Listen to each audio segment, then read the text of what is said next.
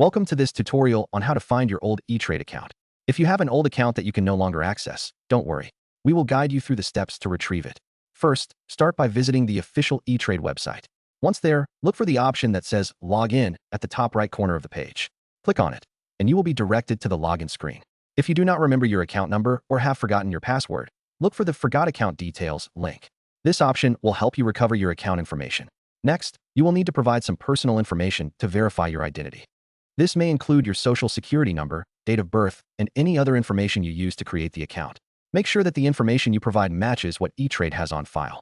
Once you have entered the necessary details, follow the instructions provided to reset your password or recover your account number.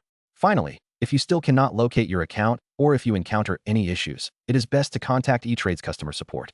They can assist you further by providing more personalized help to regain access to your account. Following these steps will put you on the right path to finding your old E-Trade account. Thank you for watching, and good luck.